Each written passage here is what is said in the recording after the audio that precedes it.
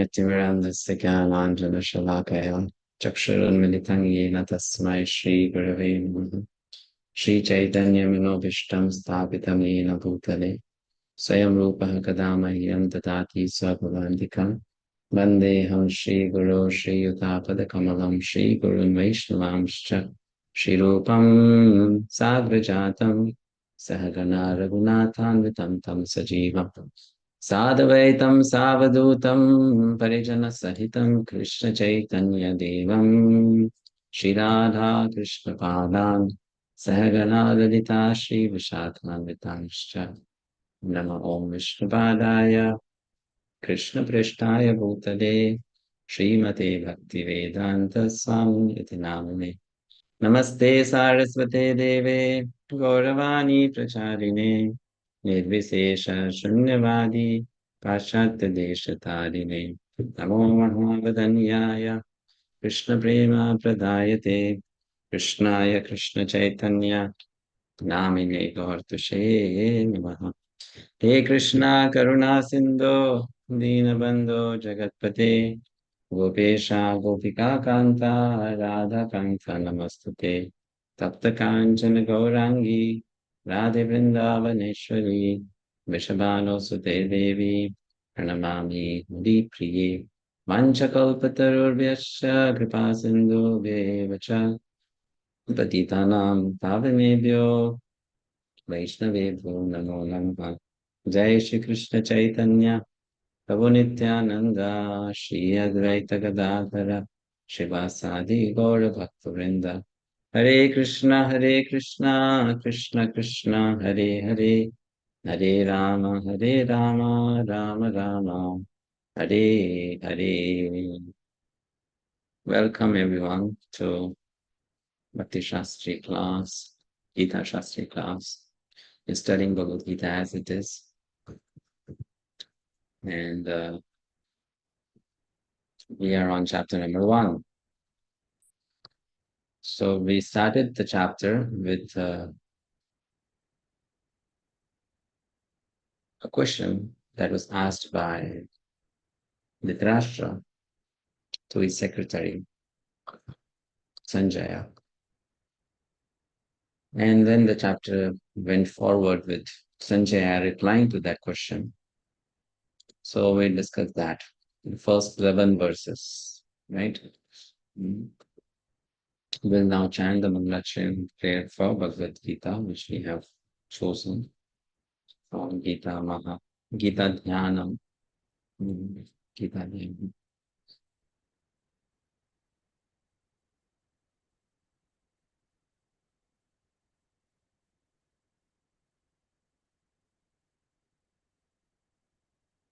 Namostute Vyasa Vishala Buddhe Purnarvindaya Tapatra Netre Yena Tvaya Bharata Taila Purnaha Prajvalito Jnanamaya Pradipaha Prapanna Parijataya Putra Vaitraika Panaye Jnanamudraya Krishnaya Gītāmrita Duhe Namaha.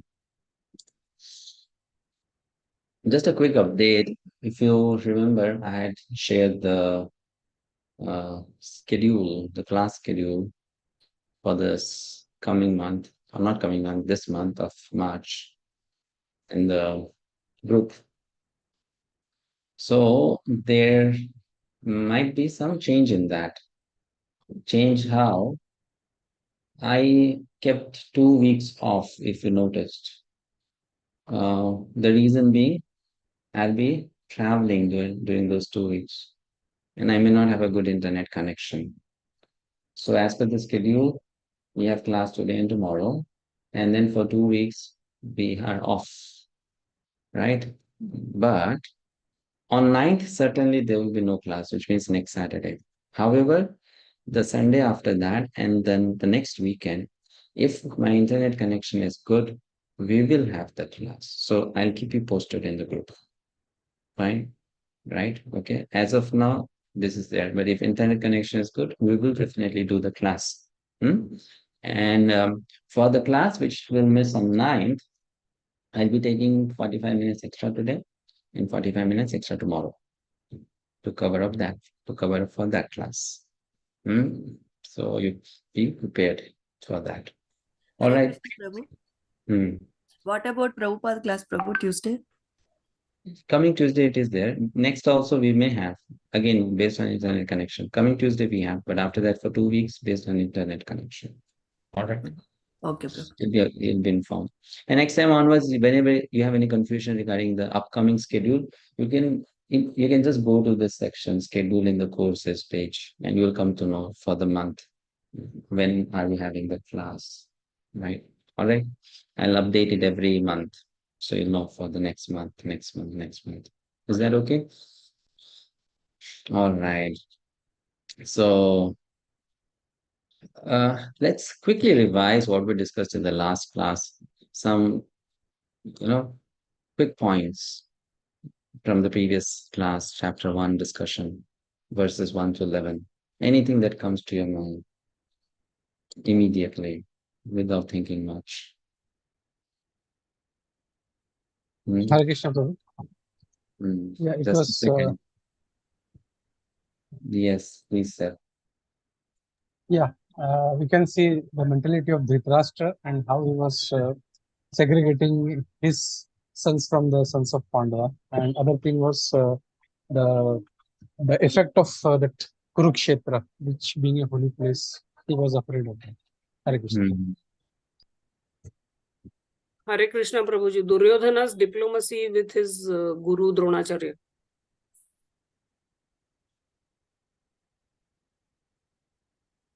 Okay, very good. Prabhu, 5 generations of fighting in Kurukshetra. 5 generations of fighting. Thank you. 400. Yeah, Vishnu was plus 400. Yeah. What else? Attachment of Dhritarashtra towards his son. One at a time. Rajesh. Prabhuji, attachment of Dhritarashtra to his sons. Okay, very good. His attachment to his sons. Vaiji Mataji. Description of the place where the battle is being fought, Dharmakshetre, Kurukshetre, and we did the explanation of that. Very, very good. Sanjay. Though Dhritarashtra knew, Sanjay Prabhu. Though Dhritarashtra knew the outcome of the battlefield, the war, still he was wanting to stay attached to the throne, irrespective of whatever the consequences and the liabilities that he could, generate for that. Correct. Very good. Yes, Lalita Prishtagopi. Hare Krishna. Dhritarashtra has commented Vaishnava applied to Pandavas, which block him the bhakti to goes into his mind. Very good. Offenses towards Vaishnavas. Abhishek Prabhu. Vidurji left, he did not fight. Yes. Aparajita Madhuri. It was about Arjuna Vishad. He was lamenting why we are fighting towards our own, with our own cousins. We did not start discussing that yet. First 11 verses of chapter 1, that has not yet come. Arjuna's lamentation will come later. Mitravinda Seva Mataji. Enviousness of Duryodhana for Bhim. Loud. Please be a little loud. Enviousness of Duryodhana for Bhim. Enviousness of Duryodhana towards Bhim. Okay. Neha Mataji. Fear of Dhritarashtra, Prabhuji. Okay, very good. Sanjay Prabhu.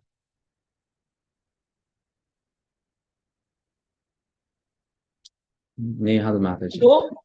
Though Dhritarashtra and Duryodhana equally had the opportunity to stop the war, but still they deliberately took it forward because of their ego and false maya, which was surrounding their minds. Okay.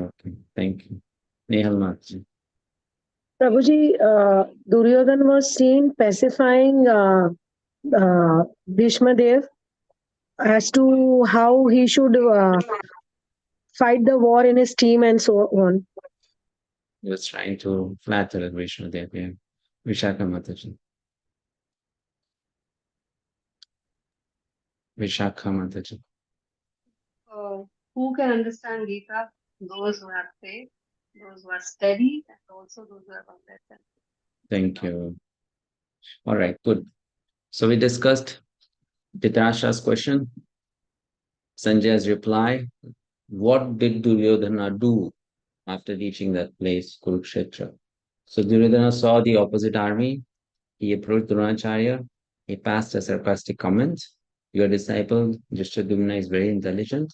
Duryodhana then named the warriors on the Pandava side. And then Duryodhana also named the warriors on his side.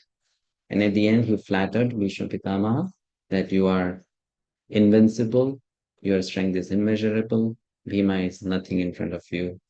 That's where we stopped, right? Now, in response to that, what does Bhishma Pitamaha do?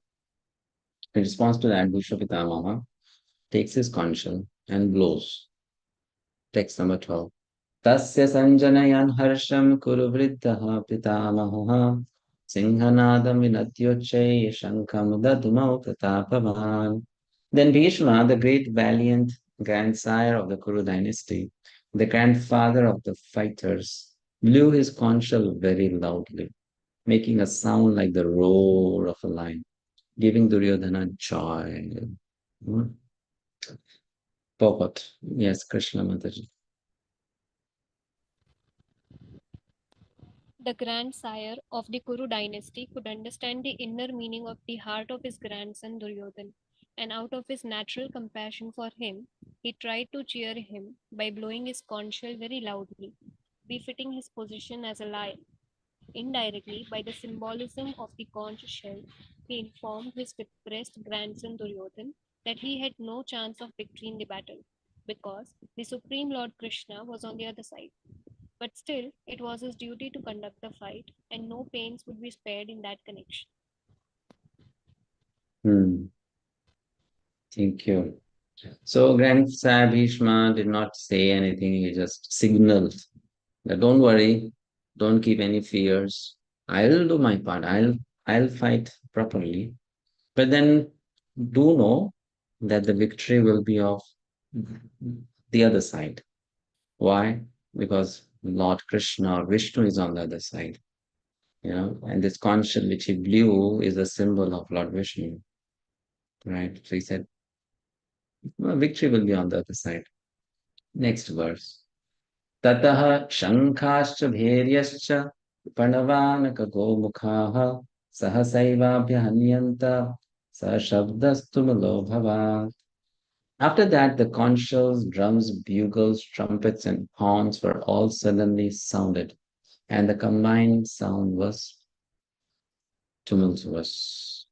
So once Bhishma, the commander-in-chief, blew his conch shell, then all the other fighters also started blowing their own instruments. This is to signal that the war should begin, the day should begin, right? There are many reasons these warriors would carry instruments, musical instruments, because they would have to communicate to each other. And sometimes that can only be done by making such sounds, right? So that's why many reasons are there. For those of you who have not done our Gita diploma course, can enroll for that free course on the website simplevedas.com, where we give you a comprehensive understanding of every chapter in one 90-minute session. So there we discuss many points which we don't discuss, or we will not be discussing deeply here in this study. So that's like an extra thing if you want. So you can enroll in that free course, Gita Diploma course, and watch the videos there and also do the quizzes there if you get time. So there we discuss in detail so many reasons why the warriors would use musical instruments.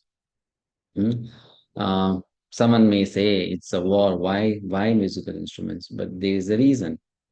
Even at present, we see that even in sports, musical instruments are used to encourage the players, right? The army people also sometimes use it in their different processions or functions. So that's why these soldiers also did. Now topic change. Sanjaya will now shift the focus from Duryodhana to Arjuna. Okay, for first 13 verses, or sorry, 12 verses, he just explained what Duryodhana did. Now he shifts the focus to what Arjuna did on the battlefield. All right. So that description begins now from verse 14. The section is signs of victory of the Pandavas, different signs of victory of the Pandavas. Verse number 14. Tatah shvete bhayer mahati sandane stitau madavah pandavaschaiva divyau shankhau pradadhamatuhu. On the other side, both Lord Krishna and Arjuna stationed on a great chariot drawn by white horses sounded their transcendental conchs.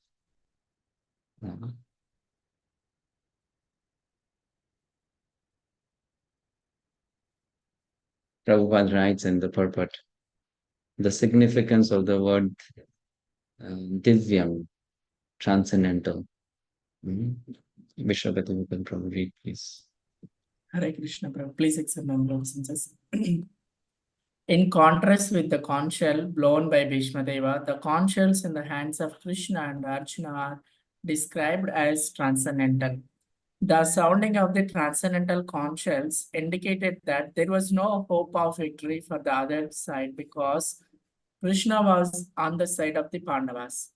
Jayastu Pandu Putranam Esham Pakshe Janardanaha. Victory is always with persons like the sons of Pandu, because Lord Krishna is associated with them.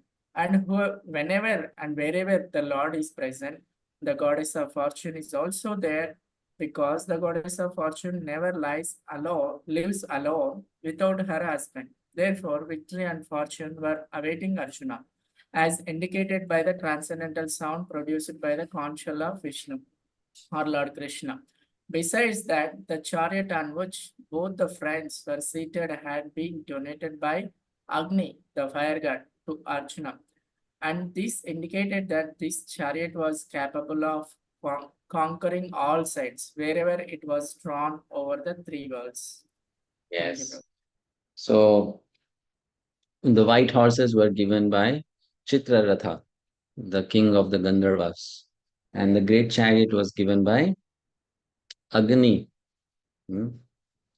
So all these signs are being echoed by Sanjaya in the ears of Dhritarashtra to discourage him from his decision that the fight should happen, the war should happen. And you see, the Pandavas are going to win. There are so many positive signs. Arjuna has a chariot donated by Agni. He has white horses given by Chitraratha. The conch shell blown by them is making transcendental sound. So all this is given. Fine. Then another very interesting point which I heard when I was doing Bhakti-sastri from our teacher was the comparison between the vision of Sanjay and that of Duryodhana. Last time I remember one devotee from this batch pointed out that why did Duryodhana not mention Krishna's name? He mentioned Bhima on the other side, he mentioned Arjuna on the other side, he mentioned so many other warriors on the other side, but he did not mention Krishna's name. Did he not see Krishna? But Krishna was standing right in front of Arjuna. So why did he not see Krishna? He saw Krishna. But he did not mention Krishna's name because Duryodhana was thinking, Krishna is not going to fight. And because he's not going to fight, he's a useless fellow. Why mention his name in the list of great warriors? He's good for nothing. Prabhupada says this is demonic mentality. People, they become enamored by God's energy and the power of God's energies, but they don't consider God's power. Duryodhana took away Krishna's energy, Narayani Sena. Give me Narayani Sena. So that is Krishna's energy, Krishna's Shakti. And he was thinking, because I have Narayani Sena, Krishna cannot do anything to me. So forget Krishna. Don't look at Krishna. That's demoniac vision. However, now when Sanjay gets a chance to make a survey of who all are there on the side of the Pandavas, Sanjay sees first Madhava. Why? Because he's a devotee. He first sees Krishna. Duryodhana did not see Krishna. He saw, but he did not see. And Sanjaya, while giving the names, he first saw Krishna. Madhava Pandavaschaiva Divya Shankho Pradadmatuhu. That's the vision of a devotee, to always see Krishna first. Right? Madhava, the husband of the goddess of fortune. Fine.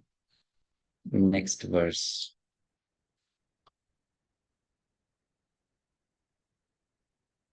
Panchajanyam Hrishikesho Devadattam Dhananjayah Pondram Dadmau Mahashankham Bhima Karma Vrikodaraha. Now Krishna blew his conch shell called Panchajanya. Arjuna blew the Devadatta. And Bhima, the voracious eater and performer of Herculean tasks, blew his terrific conch shell called Pondra. Okay, let's read the purport. Hello, Prabhuji. Hare Krishna Prabhu, Dandvat. Yes. Lord Krishna is referred to as Hrishikesha in this verse because he is the owner of all senses. The living entities are part and parcel of him, and therefore the senses of the living entities are also part and parcel of his senses. The impersonalist cannot account for the senses of the living entities, and therefore they are always anxious to describe all living entities as senseless or impersonal. The Lord, situated in the hearts of all living entities, directs their senses, but he directs in terms of the surrender of the living entities, and in the case of a pure devotee, he directly controls the senses.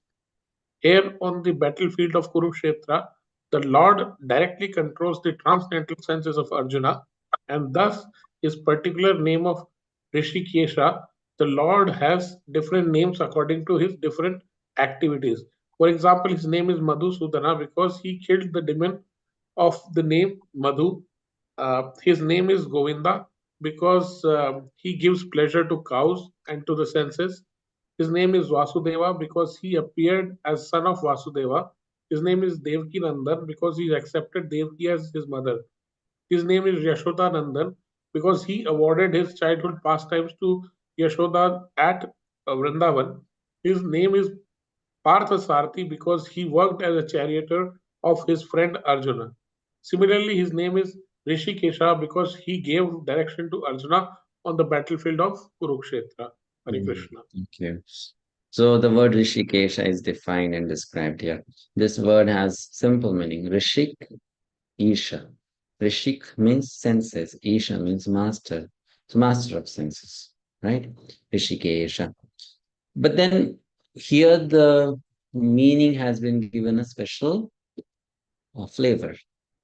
That he's the master of the senses, and on this battlefield, because he's the master of the senses, he's going to directly control the senses of Arjuna. Why? Because Arjuna is a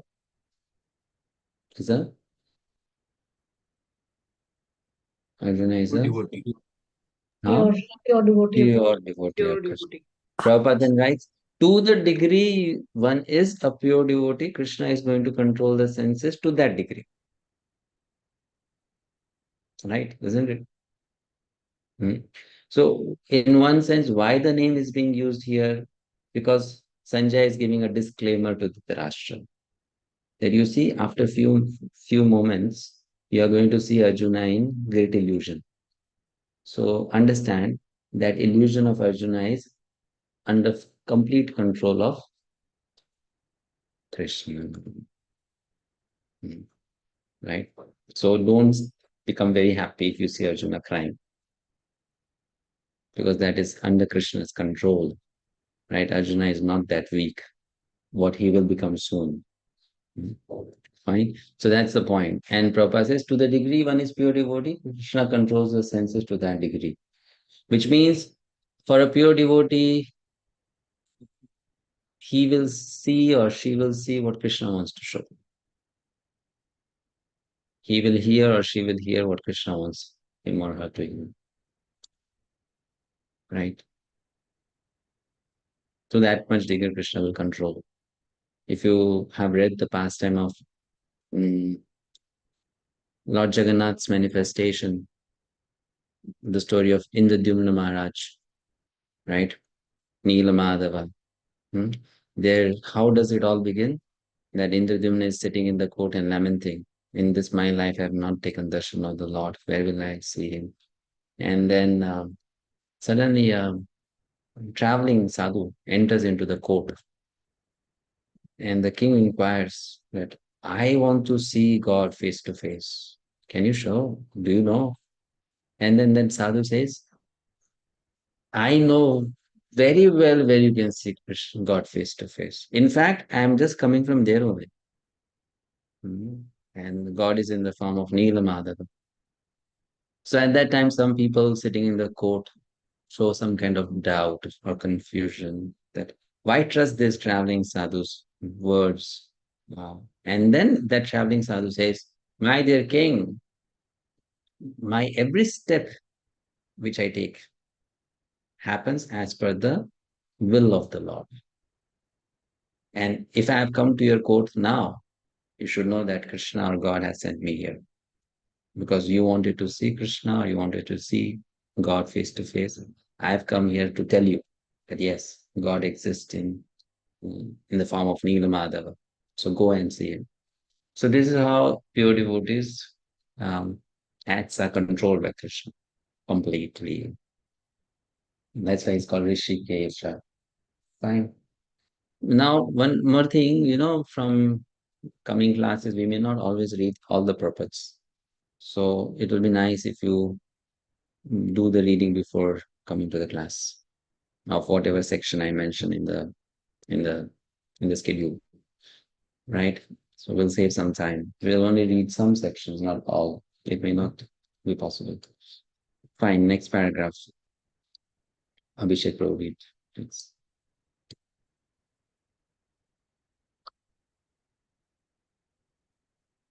Abhishek Prabhu. Hare Krishna, Prabhuji.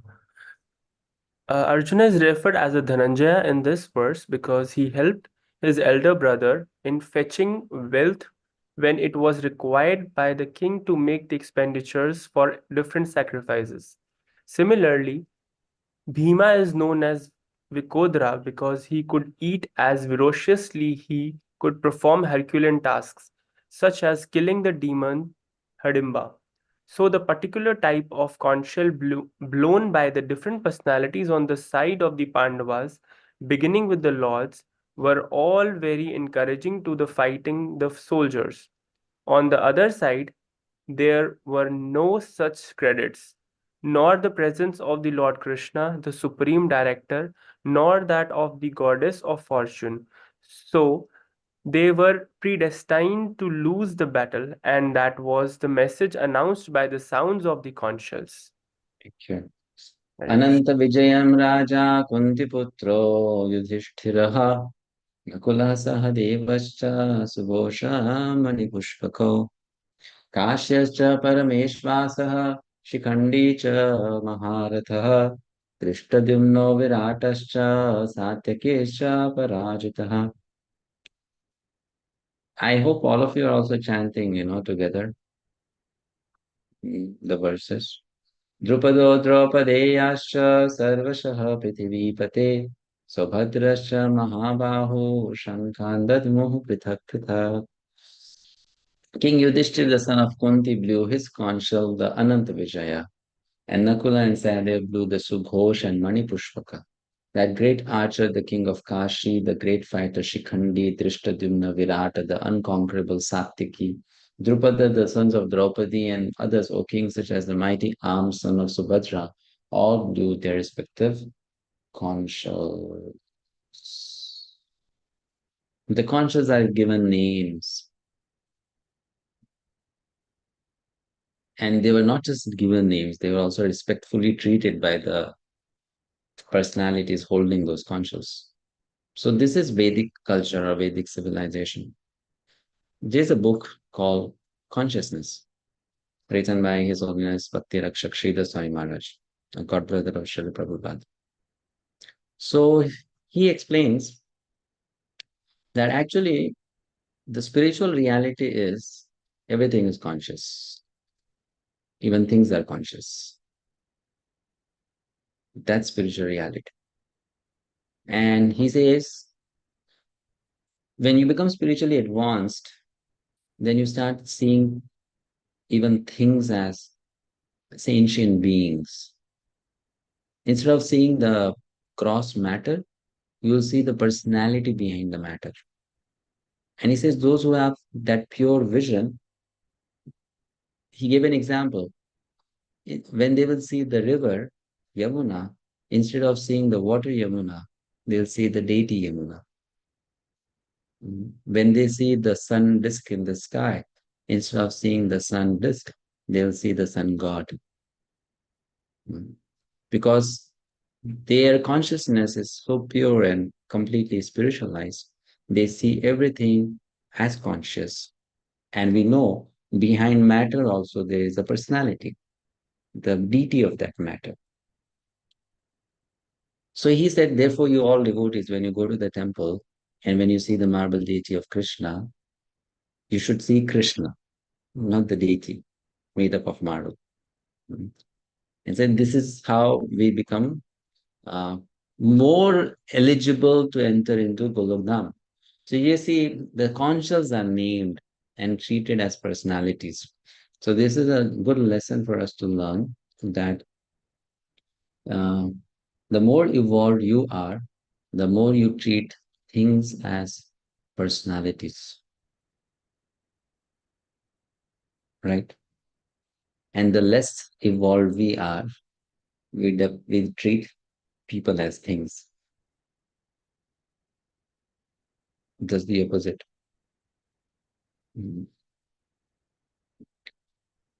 One very good example that comes to my mind is of a disciple of His Holiness Radhanath Swami Maharaj, telling about his approach or attitude, Maharaj's approach. And one day they were doing a yajna, and the wood in the fire pit was getting exhausted. So if you want the fire to continue, you have to put more wood into the fire. So at that time, that Prabhu was telling, some people would say, throw the wood into the fire. Right? Isn't it? Correct? And then he said, a better way of telling would be, place the wood in the fire. Isn't it correct? Huh? And then he said, but you know what did Radhanath Maharaj say at that time? He said, feed the fire. So he said, you see, one is throw the wood into the fire. Second is place the wood into the fire. And third is feed the fire. Now, when you say feed the fire, you are seeing fire as a person. So the more evolved you are, the more you treat things as personalities, right? That consciousness is there.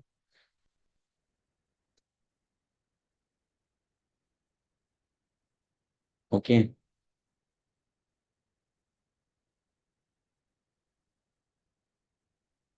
So we see that the Pandavas are very confident, and that's why they're blowing the conch so confidently. Let's read Mitravinda Seva Mataji.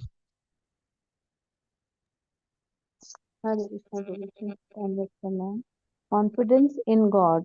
The Pandavas were placed in so many distressing conditions, but they never faltered. They never asked Krishna, my dear Krishna, you are our friend, why we are undergoing so many severe difficulties. They were confident that in spite of all these difficulties, we shall come out victorious because Krishna is there. This confidence is called Sharanagati, surrender. Prabhupada gave this lecture in Geneva. So their approach is totally different from this man's approach. Krishna, who wrote a book when bad things happen to good people, right? He was a rabbi and his son suffered from a disease, 14-year-old boy who became old. So then he thought, I am a rabbi, I'm a God's man, and this thing happened to my son. So then he wrote a book, When Bad Things Happen to Good People, trying to explain why it happens or why it may happen. But Pandavas are not like that. So we know this thing. Chaitanya Charan Prabhu gave this beautiful outlook or explanation is that when bad things happen in life, it is either for rectification, purification, or glorification, depending on who you are. If you are a sinner, rectification. If you are a practicing devotee, purification. And if you are a pure devotee, glorification. Right? So that's why bad things happen.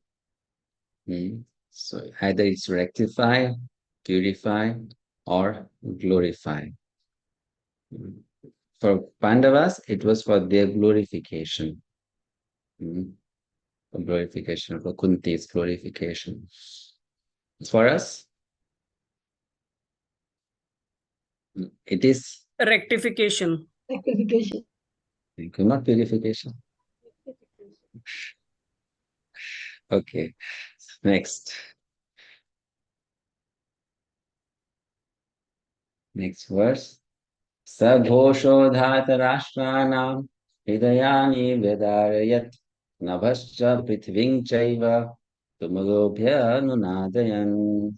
The blowing of these different conches became uproarious, vibrating both in the sky and on the earth. It shattered the hearts of the sons of Dhritarashtra. Dhritarashtra's sons were shattered because Pandavas seemed to be so confident. Let's read the purport. Vaishya Mataji. Hare Krishna Prabhuji. When Bhishma and the others on the side of Duryodhana blew their respective conch shells, there was no heart breaking on the part of the Pandavas. Such occurrences are not mentioned, but in this particular verse, it is mentioned that the hearts of the sons of Dhritarashtra were shattered by the sounds vibrated by the Pandava party. This is due to the Pandavas and their confidence in Lord Krishna. One who takes shelter of the Supreme Lord has nothing to fear, even in the midst of the greatest calamity. Hare Krishna. Yes. Even in the greatest calamity. Next verse. Atha vyavasthitan drishtva dhartarashram kapi dhvajah pravritte shastra sampate dhanurudhyamya pandavah Hrishikesham tada vakyam idam aha mahipate. At that time, the son of Pandu, seated in the chariot, bearing the flag marked with Hanuman, took up his bow and prepared to shoot his arrows. So you see, you can visualize. Arjuna is standing on the chariot. He took up his bow and he's ready to pull out an arrow from the quiver and set it on the bow. O king, after looking at the sons of Dhritarashtra drawn in military forces or military array, Arjuna then spoke to Lord Krishna these words.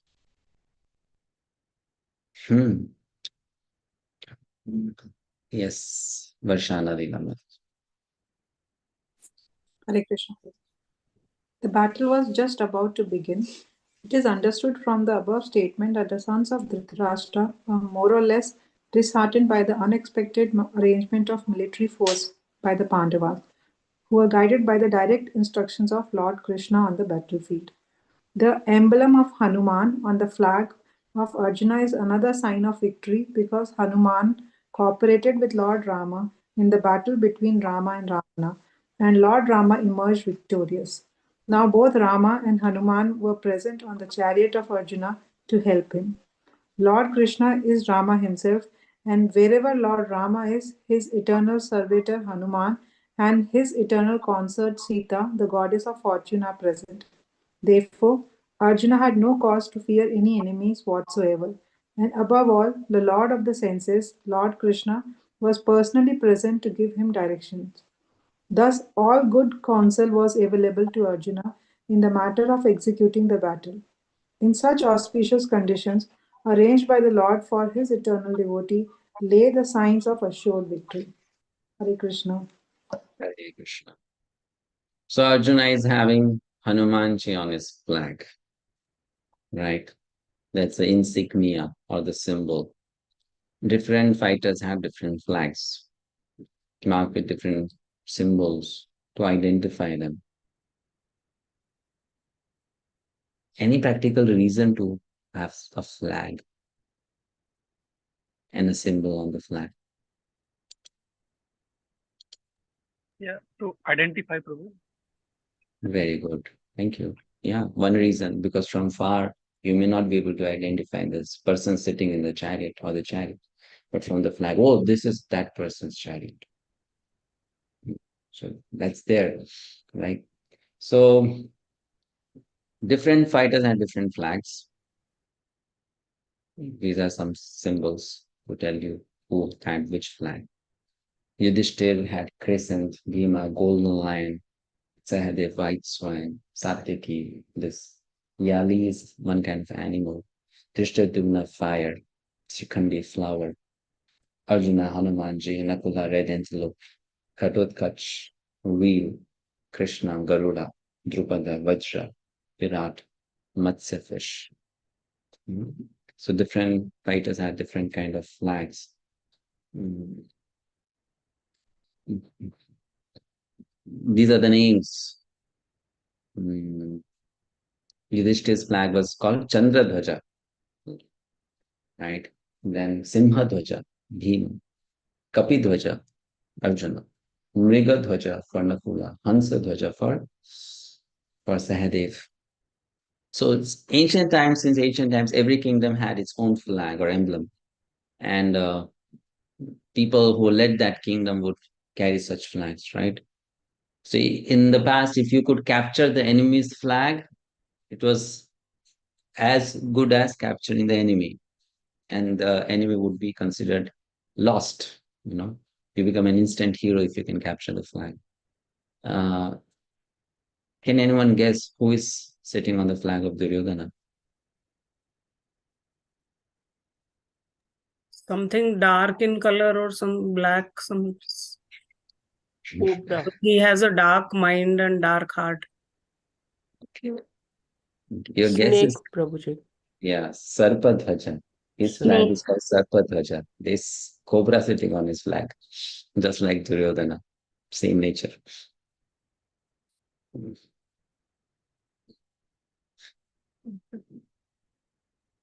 At least Duryodhana was honest in that sense. He carried the flag as per his mentality. Now, something for you to contemplate. Think about it for 1 or 2 minutes.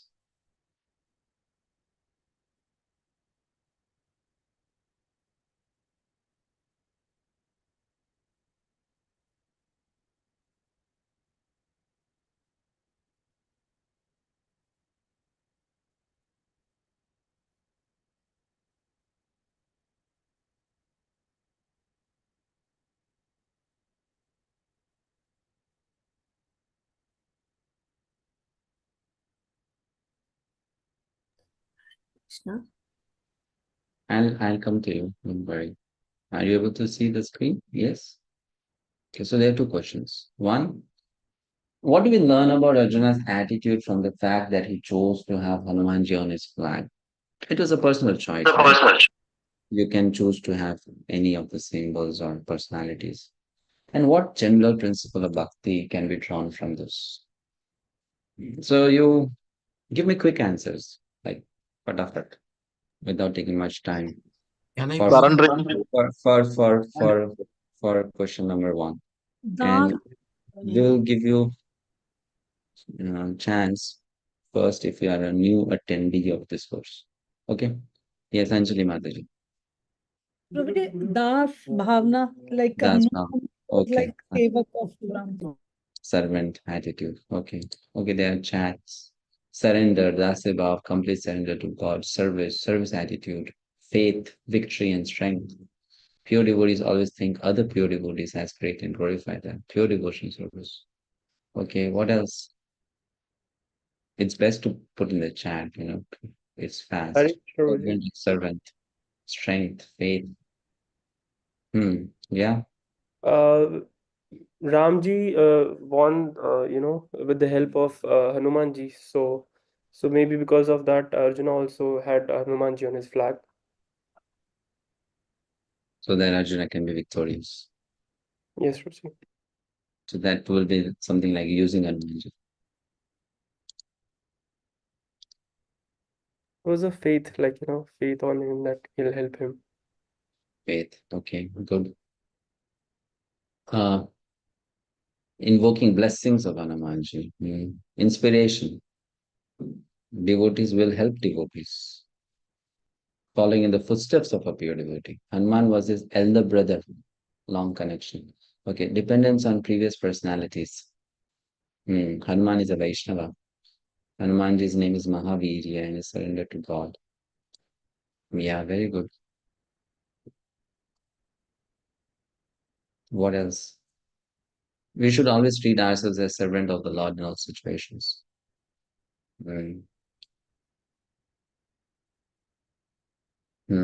Good. So let's read this. Yeah. Shrishti. Humility in spiritual culture. Vaishnava should follow his previous Mahajana authority. That is Vaishnavism. We don't manufacture ideas. We simply accept the behavior of the activities of previous Acharya. There is no difficulty. Therefore, he, Arjuna, has depicted his flag with Hanuman, that Hanumanji, Bajrangaji, kindly help me. This is Vaishnavism. I have come here to fight for Lord Krishna. You fought also for the Lord. Kindly help me. So Lecture Bhagavad-gita 120, London, 17th July, 73. material culture is totally opposite of this. What is material culture? I am better than my superiors, right? My father achieved this much. I'll achieve more than my father. That's material culture. I'll do more than the previous ones. We are more developed. We are more advanced. That's material consciousness. Where spiritual culture is, I'm dependent. And if I excel, I'll excel only by the blessings and mercy of those who have come in the past before me. That's spiritual culture, right? So what is Arjuna doing? Arjuna is thinking, Prabhupada says, Hanumanji is fighting Acharya. So I should take the blessings of the fighting Acharya because I also have to fight. And he's carrying Hanumanji, the deity of Hanuman, on his flank. So what is the general principle of bhakti that we can derive from this? You should risk your life for God. You should? Hanumanji took many risks of his life, like his. No, that's not the point that to be taken. We should follow in the footsteps. the disciplic succession, follow the disciplic succession. Follow in the footsteps of an Acharya. That's the general principle of bhakti to be taken. Or also depend on the mercy of the Acharyas or Vaishnavas. Right? Arjuna is not proud. I am known to be the best fighter in the whole universe. I'll do it on my own. I'm a hero. I fought against the Nivat Kavachas, whom even the demigods could not defeat. I defeated Lord Shiva and obtained Pashupakastra. So I can manage on my own. That false pride Arjuna does not have.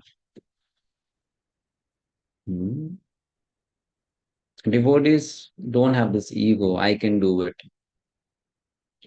Because devotees know that I cannot do it, actually, without the mercy of the Vaishnavas or Krishna. So Arjuna is keeping that in mind, that I need help. Prabhupada says very nicely here, he was thinking, I need help. And you see that attitude also in Prabhupada. Every time he would pray to Bhaktisiddhanta, to Rupa Goswami, to Advaita Acharya, to previous acharyas, I need help. I have a big task on my head. I need help. I can't do on my own. I need help. Now you may say, we don't have such big tasks as that of Arjuna and Prabhupada, so we don't need help. They had big tasks to do, but we don't have. So we don't need help. Whatever task we take into our, uh, into our hand, that is very easy for me, piece of cake for me. I can do. So that is not good, actually. Any task we take, even if you are skilled for it or not skilled for it, it should be, I cannot do. I need help. Right? We are in Kali Yuga, we need big help. Yes. So we need help. That attitude is being shown here by Arjuna. Something good to learn. Okay, any questions before we go to the next section? Hare Krishna, Prabhuji, may I ask a question? Hare Krishna, Prabhuji. In the previous slide, you showed that Garudaji was on Krishna's chariot, but he himself was playing the role of charioteer for Arjuna. So was he having? I mean, Krishna in other times also used chariot or not? Okay. All right. Yeah. Any other question? Hare Krishna. Hmm.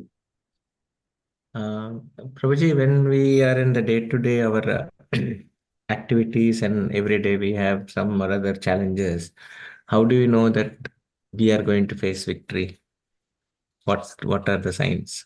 How do we correlate with this victory signs that is there in this chapter? Very good question. But then the definition of victory may be different, no? Right? The definition of this victory, which we make it, may be different from what we actually define victory for us. So for us, we have to keep faith that just like devotees, such as Arjuna, are always emerging victorious because of Krishna's mercy and help. If I'm also sincerely practicing Krishna consciousness, I'll also emerge victorious. And in that victory, it was an 18 days war.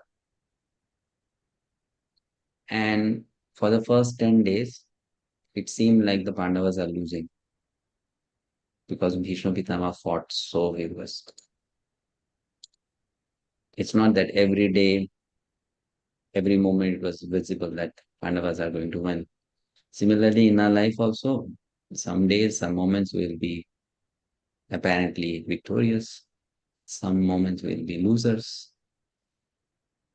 Right? But at the end of the whole game, if we are a sincere devotee, we'll be victorious. Not every day. Some days we will lose, some days we will win. But in the long run, yes, devotee will be victorious. Yes. Yes, Prabhuji. Yes. Yeah. Thank you. Correct. Any other question?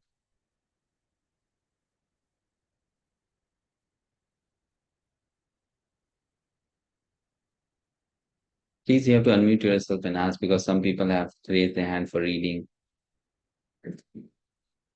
So I'll not know which is for question, which is for reading. Normally, Balaram, Lakshman, Ananta is also with Krishna, but his sign doesn't seem to be on the chariot. Or was it not? It's not always on. I didn't understand the question, Mataji. Others who have raised their hand is for reading, right? No question. Hare Krishna Prabhu. My question is normally Lakshman, because we had Hanuman being mentioned, etc. So normally Ananta is always with Sri Krishna. And my question is there a sign of Ananta somewhere on the chariot, but it's not prominent or highlighted or key? I don't know.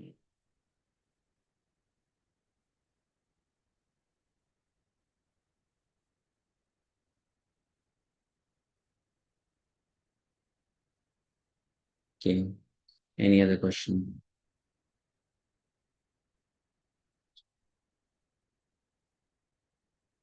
Prabhuji, you were not audible. I was not audible. Or is it some problem for me? No, answer was not heard. He was not heard. Yeah, answer could not be heard, Prabhuji. I said I don't know if Ananta was on the chariot or not. I don't know. I have not seen the chariot. I have not seen the picture of the chariot. I have not read about the chariot. Only this much is mentioned here in Bhagavad-gita, so that much we know. Prabhuji, one question, but it was the chariot of Arjuna, isn't it? It was not the chariot of Krishna. Yes, but her question is because Ananta is always with Krishna, so maybe Ananta also tried to be in the chariot of Arjuna somewhere or on Krishna's chariot. So that's the question. But then let's say, even if Ananta is not present on the chariot, wherever Krishna is there, who is not there? Krishna includes everything and everyone. So wherever Krishna is there, everyone is there. Ananta, whether Ananta is visible or not visible, Balaram, Lakshman, Krishna carries everything with him. Maybe. Prabhu, can I say one thing, Prabhu, here? Yeah. Even Lord Balarama is, in the form of service attitude. He becomes in a Santarasa like a flute and dressing ornaments and everything. Right? Yes. So he's there, whatever Krishna wears, he is there in the form of his dress. correct. Yeah, in that way, yes, he's always with Krishna. Krishna's whole dress which Krishna is wearing is Balaram in one sense. So he's there with Krishna. That's what I said, no? You cannot separate them from Krishna. Wherever Krishna is there, they are there. Yeah. Right? You cannot separate. Okay. There's another question. How should we take the victory or loss in Krishna consciousness, even though we do it for Krishna Seva? You can take it in different ways. You can take it as your past karma. You can take it as a lesson from Krishna. You can take it as a mercy of Krishna. In different ways. Whatever victory we get or loss we get, that attitude we can develop or we can try to develop. Right? Isn't it? Okay. Someone may say, no, it was not because of Krishna, it was because of your past karma, it was because of someone else. And that may be true, yes, but that will not help us in our Krishna consciousness. So we see it as something coming from Krishna that will help us in Krishna consciousness. Okay. Hare Krishna Prabhuji. Hare Krishna Prabhuji, Dandat Pranam. Prabhuji, later you explained that we should develop our spiritual vision so that we can see things as a conscious. Like my question is how to develop our consciousness to see the things. That will come by time and practice as we become purified. Okay, Prabhuji. Okay, so we take a short break and then we come for the next section, verse number 21 onwards. All right. Beautiful names.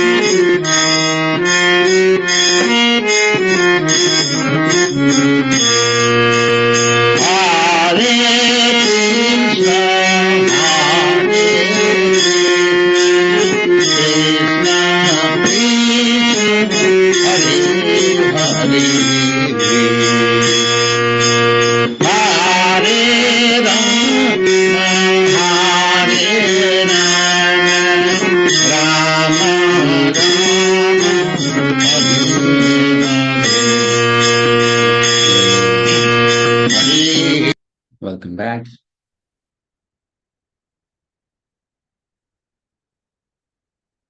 Beautiful names. Text 21-22. Arjuna Vacha Senayorubayormadhye Ratham Stapaya Mechuta Yavadeta Niriksheham Yotu Kamanavastita Kairmaya Saha Yodhavyam Asmin Rana Samudyame. So Arjuna has lifted up his bow, he's ready to shoot the arrows, but he sees the army on the other side, and then he addresses Lord Krishna. He calls Lord Krishna as Achyuta. Arjuna said, O infallible one, please draw my chariot between the two armies, so that I can see those present here who desire to fight, and with whom I must contend in this great trial of arms. Ratham sthapaya me achyuta yavadetan niriksheham yodhukaman avasthitar. I want to see who all have come to fight with me. Who have come to fight with me. I want to see. Kairmaya saha yodhavyam asmin rana samudyame. Perfect. Aparajita Madhva. Hare Krishna, Dandavat Pranam Prabhu. Although Lord Krishna is the Supreme Personality of Godhead, out of his causeless mercy, he was engaged in the service of his friend. He never fails in his affection for his devotees, and thus he is addressed herein as infallible. As charioteer, he had to carry out the orders of Arjuna, and since he did not hesitate to do so, he is addressed as infallible. Although he had accepted the position of a charioteer for his devotee, his supreme position was not challenged. In all circumstances, he is the supreme personality of Godhead, Hrishikesha, the Lord of the total senses. The relationship between the Lord and his servitor is very sweet and transcendental. The servitor is always ready to render service to the Lord, and similarly, the Lord is always seeking an opportunity to render some service to the devotee. He takes shelter and pleasure in his pure devotees, assuming the advantageous position of ordering him, then he. Hare Krishna Prabhu.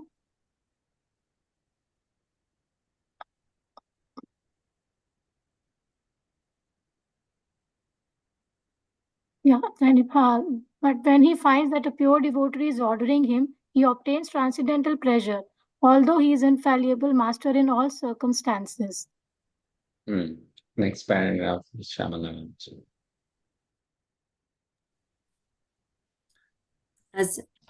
As a pure devotee of the Lord, Arjuna had no desire to fight with his cousins and brothers, but he was forced to come onto the battlefield by the obstinacy of Duryodhana, who was never agreeable to any peaceful negotiation. Therefore, he was very anxious to see who the leading persons present on the battlefield were. Although there was no question of a peacemaking endeavor on the battlefield, he wanted to see them again and to see how much they were bent upon demanding an unwanted war. Hare Krishna. Yeah. So, different names of the Krishna and Arjuna are used in the whole Bhagavad-gita. We come to know 68 different names of Krishna in the entire Gita and 23 different names of Arjuna in the entire Gita. Here, Arjuna addresses the Lord as Achyuta because Achyuta means one who does not fall. So, Krishna is not going to fall from these three things. One quality of Krishna is Bhakta-vatsalata. So, Arjuna knows Krishna is not going to fail in showing his affection to his devotees. Second, another meaning is Satyata. Krishna never fails in fulfilling his promises to his devotees. And next is Bhagavata. Krishna never fails in maintaining his position as the Supreme Lord. So Arjuna is indirectly telling Krishna, you became my chariot driver. which means you became my servant. And for that case, I may have to sometimes even shout at you, instruct you, order you, or even kick you from the back. Right? You might be wondering why he has to kick Krishna. But actually, that's how sometimes the fighter would signal to the chariot driver. If you have seen a chariot, the fighter is standing on a higher platform, and the chariot driver is standing on a lower platform, right? They are not on equal footing. It's like lower and higher. So sometimes, if you want to signal to the chariot driver, take right, what you do is with your right foot, you tap on the right shoulder of the chariot driver. And if you have to tell left, then with your left foot, you tap on the left shoulder of the chariot driver. And this is what Arjuna is going to do to the Supreme Personality of Godhead, Krishna. Right? So that's why Arjuna is saying, though I will treat you as a driver, I know you are Supreme Personality of Godhead. You are Achyuta. You don't fall down from your position as Bhagavan. And now why is he using the word Achyuta here? Because he's ordering Krishna, take my chariot between the two armies. So he's saying, listen, I'm ordering you, but I know you are Bhagavan. I'm servant. You are Achyuta. You don't fall from your position. So don't mind, please. Take my chariot in between the two armies. So that's the meaning he wants to convey. Right? Fine. A very interesting point here to be discussed. Thin borderline. If you look at this verse is like the fall of Arjuna from spiritual consciousness to material consciousness. This verse is like the fall. So in this verse, what is that word which marks Arjuna's fall down? Though he's not falling down, it's all Krishna's trick or game. But what is that word which starts pointing out, okay, now Arjuna is going to fall. Now Arjuna is going to be entrapped. Maya's trap. What is that word?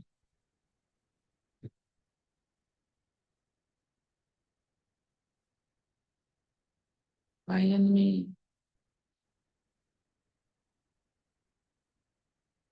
What is that word?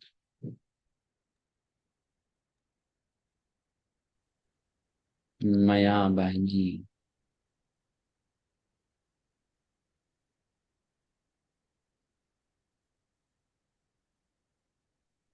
Ubayor.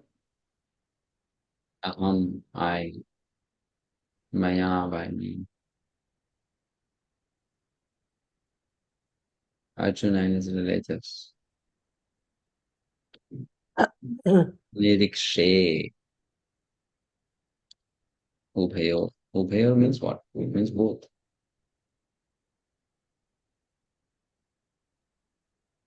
So actually that word is, or the words are, Nirikshe aham. Let me do the nirikshan. Let me do the, the survey. Who all have come to fight here? Which means I want to study on my own. Who all have come to fight here? I want to assess their strength, so that I can know how to fight with them, how to defeat them, how to overcome them. So this is how Maya attacks us actually. When we want to become the Lord of all, we survey, as Prabhupada says, we are in Maya. When we want to take the control in our hands, let me do it. Krishna, please give side. Come on, let me check. Let me once see how it is. So that's where the fall begins. Niriksheham. But that's where Arjuna's consciousness started coming down. Hare Krishna Prabhu, here Achyuta, you said infallible. Why here Because he's telling that Krishna, though you are becoming my chariot driver, you are a Chutya Bhagavan. You don't actually become a chariot driver. You are a God. Okay. Though I'm instructing you or ordering you, you are still Bhagavan. I know that. Okay. Fine. Next verse. Yotsyamananaviksheham ya etetra samagataha dhartarashtrasya durbuddher yuddhe priya chikirshavah. Let me see those who have come here to fight, wishing to please the evil-minded son of Dhritarashtra. Those who are evil-minded sons of Dhritarashtra, they are evil-minded, and those who have come there to please them, they are also evil-minded. So Arjuna wants to know who all are there in their party, who are all evil-minded. Durbuddhe, right? Durbuddhe means contaminated or corrupted intelligence.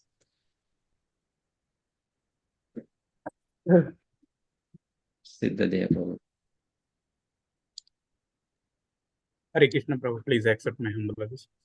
It was an open secret that Duryodhana wanted to usurp the kingdom of the Pandavas by evil plans in collaboration with his father Dhritarashtra. Therefore, all persons who had joined the side of Duryodhana must have been birds of the same feather.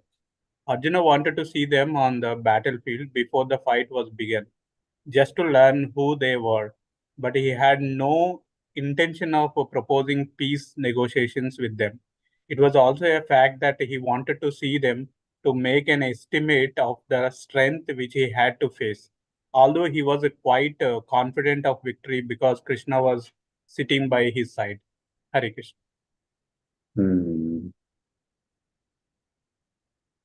He was quite confident because Krishna was with him, but still he wanted to do a personal survey.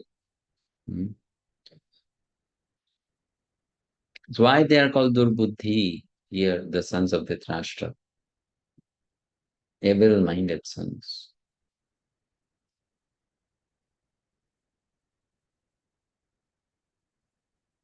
What is so evil about them? They are envious of Pandavas. What else?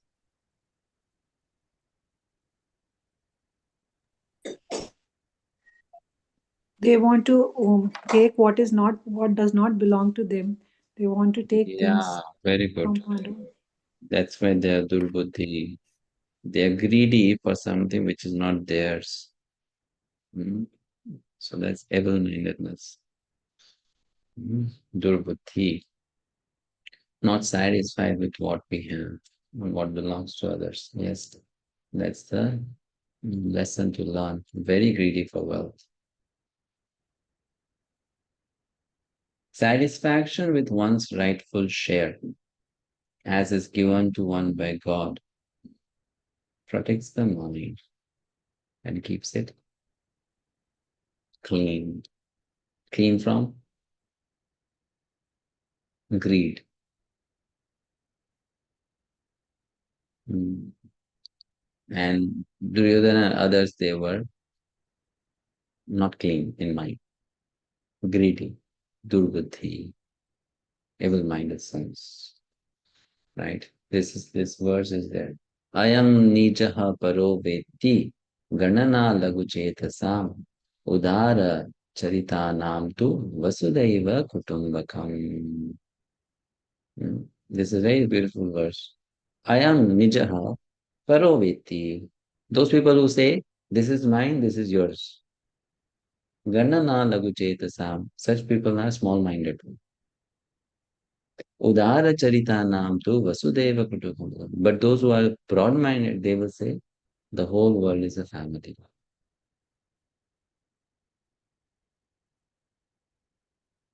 So Arjuna is telling Duryodhana and others are evil-minded. They are small-minded, durbuddhi.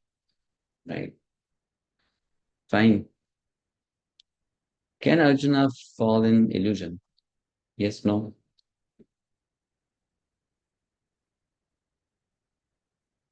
Actually, Yes. No, Prabhuji. In truth, no. Yes. No. He cannot, because he's a pure devotee of Krishna. So his illusion is not material illusion, right? Isn't it? Therefore, in the next verse, Sanjay addresses like that. Evamukto Hrishikesho Gudakeshena Bharata Senayorubhayormadhye Sthapayitva Rathottamam. Sanjay said, O descendant of Bharata, having thus been addressed by Arjuna, Lord Krishna drew up the fine chariot in the midst of the armies of both parties. Vishaka Mataji.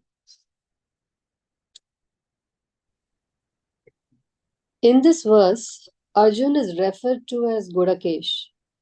Gudaka means sleep, and one who conquers sleep is called Gudakesh. Sleep also means ignorance.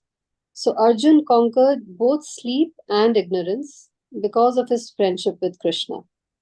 As a great devotee of Krishna, he could not forget Krishna even for a moment, because that is the nature of a devotee. Either in waking or in sleep, a devotee of the Lord can never be free from thinking of Krishna's name, form, qualities, and pastimes. Thus, a devotee of Krishna can conquer both sleep and ignorance simply by thinking of Krishna constantly. This is called Krishna consciousness or samadhi. As Hrishikesh, or the director of the senses and mind of every living entity, Krishna could understand Arjun's purpose in placing the chariot in the midst of the armies. Thus he did so and spoke as follows. So as a great devotee of Krishna, he could not forget Krishna even for a moment, because that's the nature of a devotee. Here he's being addressed as Gulakesha. He cannot be in illusion any time. He's beyond illusion. But he appears to be in illusion by Krishna's plan. Right? Hrishikesha is the director of the play, and Arjuna is the character playing in the play, who has conquered sleep. So how can that person be an illusion? That person is not an illusion.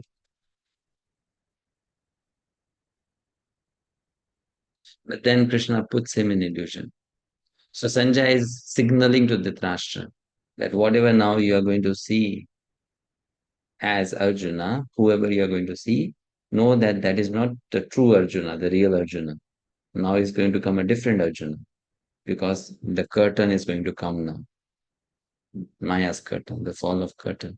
He is Gudakesha. He can never be in illusion. But Krishna, who is the director of the play, the Hrishikesha, is going to now put a curtain. And what comes forth ahead, that is all a drama. That's what Sanjay wants to indicate to Dhritarashtra. The fall of curtain has begun. Right? Next verse.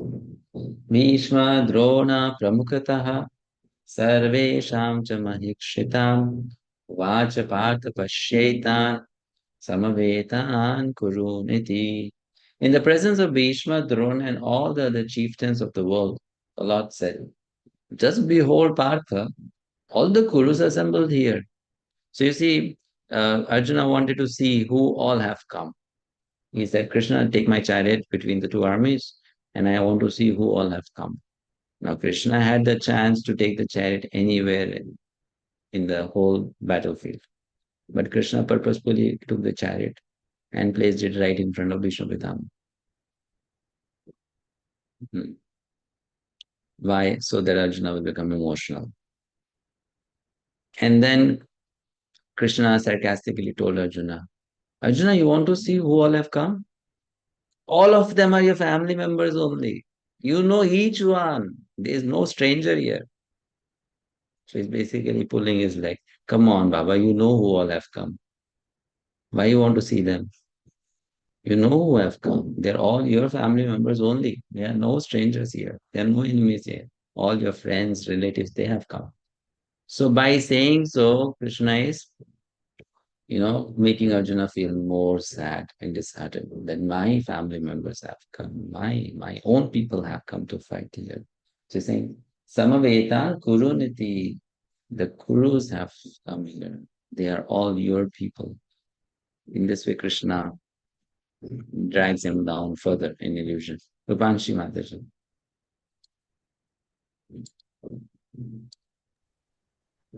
Hare Krishna Prabhuji, Namaste Pranam. As a super soul of all Now, living, please. am I audible, Prabhuji? Yeah, audible, but not sufficiently. As the super soul of all living entities, Lord Krishna could understand what was going on in the mind of Arjuna. The use of the word Hrishikesha in this connection indicates that he knew everything. And the word Partha or the son of Kunti or Pritha is also similarly significant in reference to Arjuna. As a friend, he wanted to inform Arjuna that because Arjuna was the son of Pritha, the sister of his own father Vasudev, he had agreed to be the charioteer of Arjuna. Now, what did Krishna mean when he told Arjuna to behold the Kurus? Did Arjuna want to stop there and not fight? Krishna never expected such things from the son of his aunt Pritha. The mind of Arjuna was thus predicted by the Lord in friendly joking.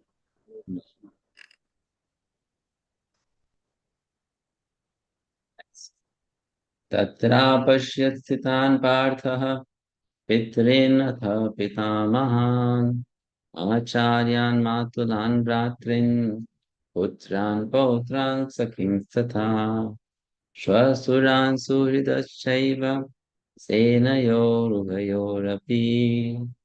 There Arjuna could see within the midst of the armies of both parties his fathers, grandfathers, teachers, maternal uncles, brothers, sons, grandsons, friends, and also his fathers-in-law and well-wishers. Right? And then there's a list of who they are. Some names like Pitrin, fathers, Bhurishrava. Some examples are there. Pitamaha, grandfathers like Bhishma and Somadatta. Acharya, teachers like Dronacharya, Kripacharya. Matulan, maternal uncles like Shalya and Shakuni. Bhratrin, brothers like Duryodhana, Vikarna and others. Sons like Lakshman and others. Grandsons, sons of Lakshman. Friends like Ashwadhama. Father-in-law, Drupada. Well-wishers, Kritvarma. So he felt that all of these are my people and they've come to fight here with me. So, Tan samikshya sa kaunteya sarvan bandhun avasthita kripaya paraya vishto vishidan nidam apravet. When the son of Kunti Arjuna saw all these different grades of friends and relatives, he became overwhelmed with compassion and spoke thus.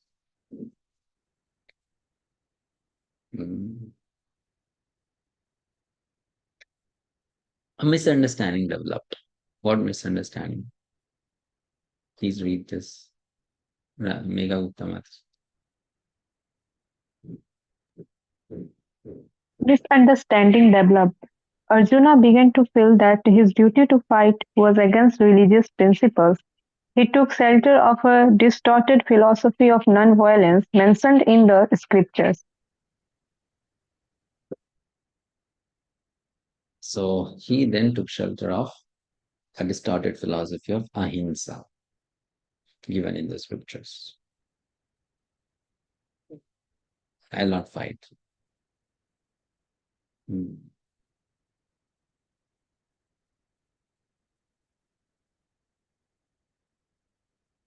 So what do we understand?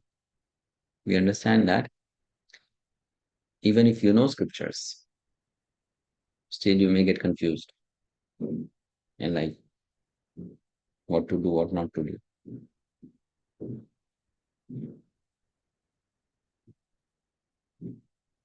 That's a guru is needed.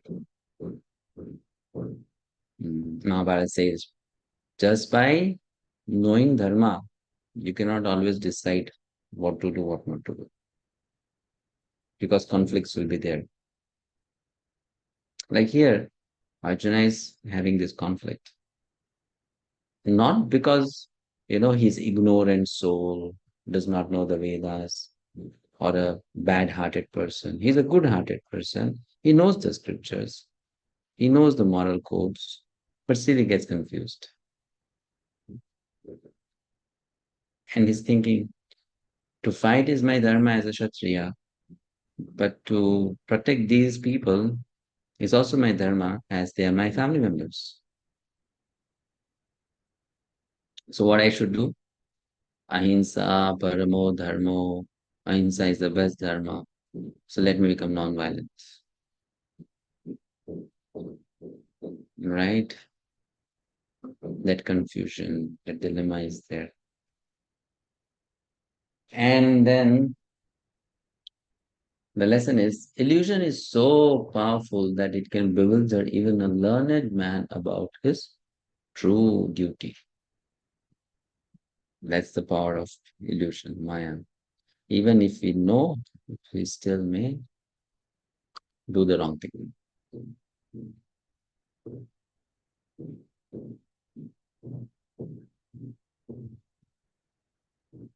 Okay, so we'll stop here.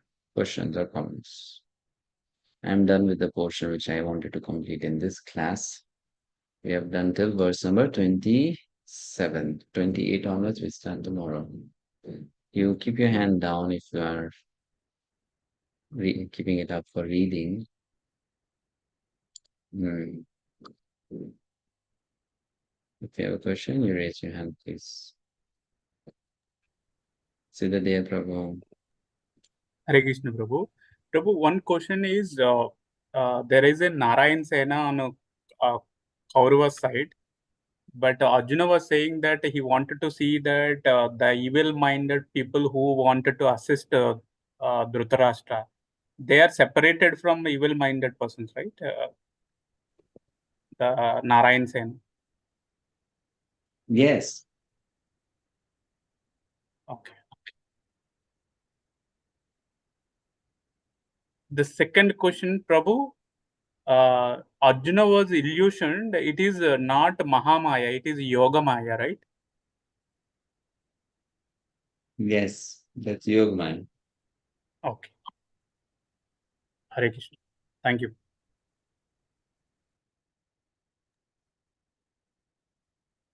Thank you. Hare Krishna Prabhuji, I wanted to ask, is, in the shlok, the Arjuna is called Lord as infallible. So at that time, Arjuna was knowing that Lord Krishna is Supreme Personality of Godhead. Arjuna knew always, but he's acting as if he does not know. But this is the same time when he's not showing that he's not knowing, and at the same time he's showing he's knowing. That is not true, actually. Prabhupada is taking out different lessons. You should know one thing. When an acharya comments on a character, what does an acharya do is, he will see that character from different perspectives and then derive different lessons for us to learn. That's why if you see, Prabhupada will sometimes say in the purport, Arjuna is a pure devotee, therefore he's lamenting. And in the next purport, he'll say Arjuna is lamenting like a conditioned soul. But Prabhuji, infallible word is in the shloka. That is not introduced by Prabhupada. What is infallible? The infallible word, it is in the shloka itself, but it's not only Yeah, in the purport. that's what. It is in the shloka. But at the same time, what do we see? Though he's saying Krishna is infallible, he is going to be an illusion, right? And then in later on, chapter 10, what will Arjuna say? Oh, after hearing Bhagavad-gita from you, I have come to know what? Param Brahma, Param Dhamma, Pavitram Paramam Bhavan. But Arjuna already knows that he is Achyuta. Right? So Arjuna's both consciousness is being explained here. Prabhupada sometimes take Arjuna as a pure devotee, sometimes Prabhupada takes Arjuna as a conditioned soul. And then he gives the explanation, or the acharyas. whether Prabhupada or the Acharyas, they both explain in that way. Right? वो Arjuna is कैसे भी addressing समझ सकते हैं जैसे हमारे दो मन होते हैं Arjuna is addressing Krishna as Achyuta. But what is Arjuna thinking behind addressing Krishna as Achyuta? That is being given by Acharyas only, no? As such, Arjuna may address Krishna with any name. But why Arjuna is addressing Krishna as Achyuta? That is an Acharya's explanation. So then Acharya will explain either taking Arjuna as a pure devotee sometimes or Arjuna as a conditioned soul sometimes.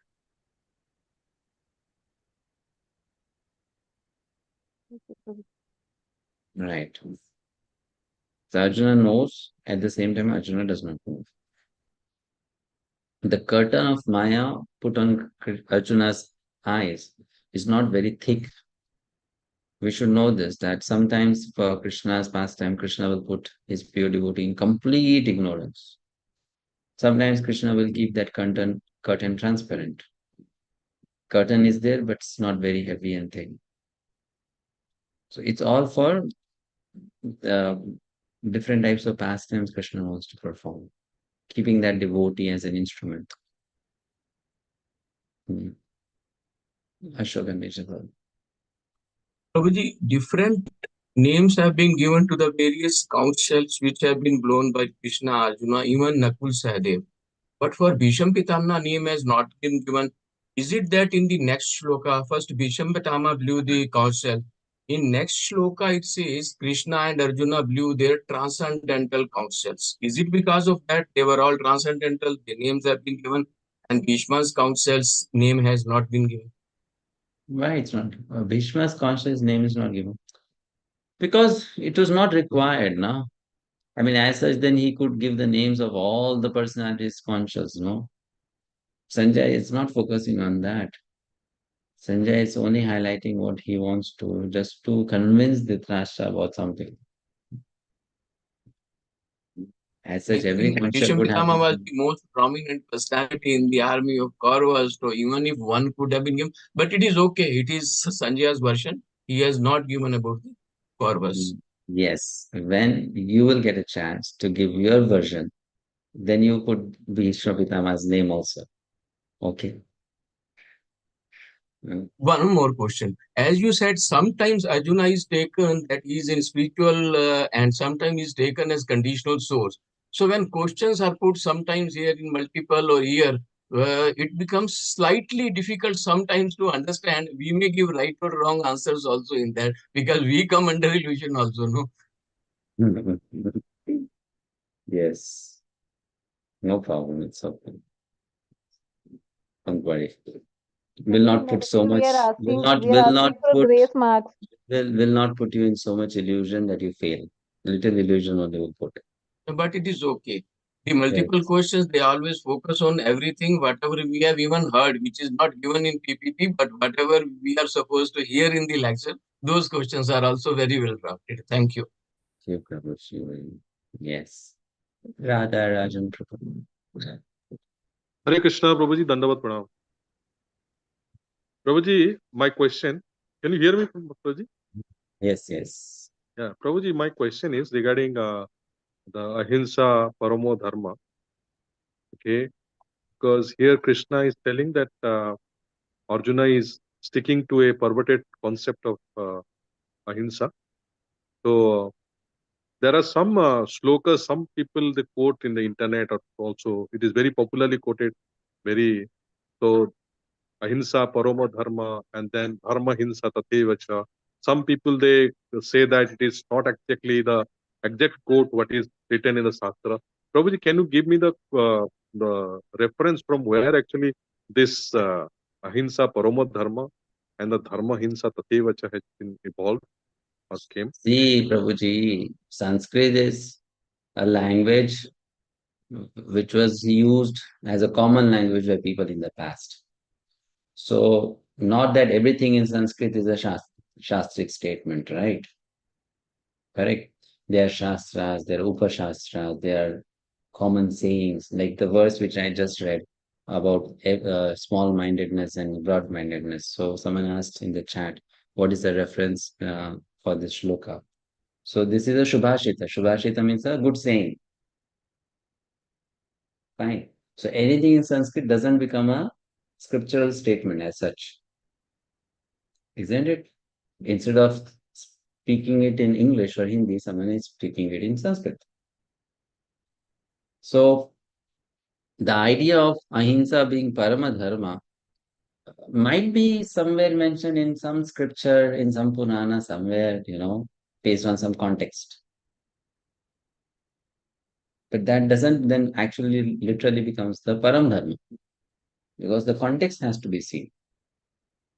Like, to give an example, let's say a situation is being quoted in Purana. Some incident is going on. Fine. And then there is a confusion in this situation, what should be done? So then someone comes there as a judge and says, ahimsa paramo dharma. That in this situation, ahimsa is the param dharma. And it may be true because that's the context. But can you make that as a universal statement? No. Isn't it? Correct. So that's how we have to look at things. So we have to look at the context. In some context, ahimsa is the highest religion. But in some context, it is not the highest religion. And in all contexts, the highest religion is Savai Pumsam Paro Dharmo Yato Bhakti Radoksaje Ahetukya Pratihata Yayatma Suprasidati. Fine. Okay. Madhurya Leela. Prabhuji, here in 19th shloka purport, it is written that one who takes shelter of the Supreme Lord, he does not fear. So when even the door shuts suddenly, so we fear. So how to be fearless?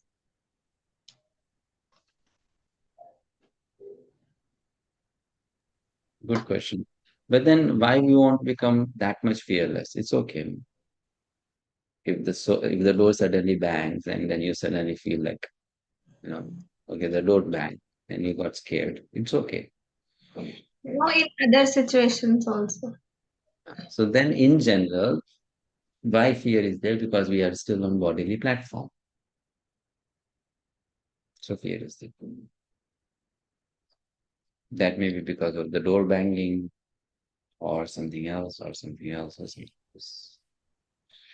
So when we go above bodily consciousness, fear will also go away.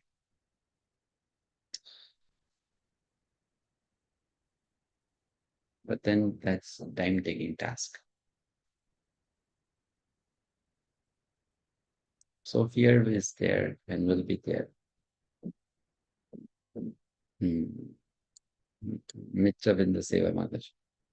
Hare Krishna Prabhuji. There was a question in the quiz that karma is an energy of Lord, yes, no, or maybe. And in the PPT, you have Just blank. that was blank. So I put no. मेरा गलत हो गया प्रभु जी वो question. So बाद में मैंने in the PPT it was blank, but in the Yes. class we explained it is an energy of Krishna. Okay, Avidya Shakti. Prabhuji, same thing happened with me also. I had made a note in my notebook that you said Krishna is energy of Krishna, karma, and it is avidya shakti. That was the one wrong answer I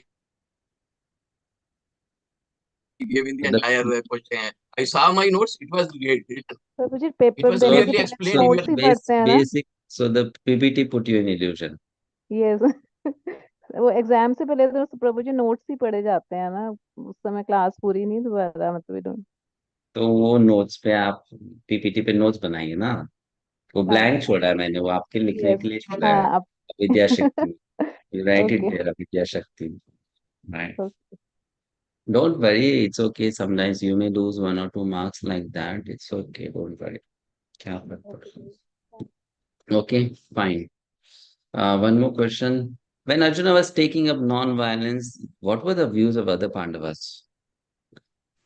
Of course, Bhima would not agree with him, right? Yudhishthir, maybe, yes. Nakul Sahadev, can't say. But what is the difference between Yogmaya and Mahamaya? Yogmaya and Mahamaya, one is Krishna's spiritual energy, other is Krishna's material energy. Being Krishna's spiritual energy, Yogmaya puts the devotees in spiritual illusion and engages them in Krishna's pastimes. And Mahamaya puts the conditioned souls in material illusion and engages them in her pastimes. Varshana Leela Madhur. Hare Krishna, Prabhuji. Prabhuji, in one of the shloka we heard where you have shown in the PPT that who are friends, grandsons, sons. So there you have mentioned that Ashwatthama was friend to Krishna. So he was Friend to Arjuna. Friend to Arjuna. Friend to Arjuna, yeah. But wasn't he friend to Duryodhana, Prabhuji, because he was... Both. Because Dronacharya, he is Dronacharya's son. Yeah. And they all studied together in the same Gurukul. But somehow, Prabhuji, he was more inclined toward He was also Duryodhana. a friend. He was also a friend of Arjuna. Arjuna saw him as a friend. Okay. Of course, he was more inclined towards Duryodhana, but that doesn't mean that he was always inimical towards Arjuna. They also were friends to some extent. Thank you, Prabhuji. Okay. What else?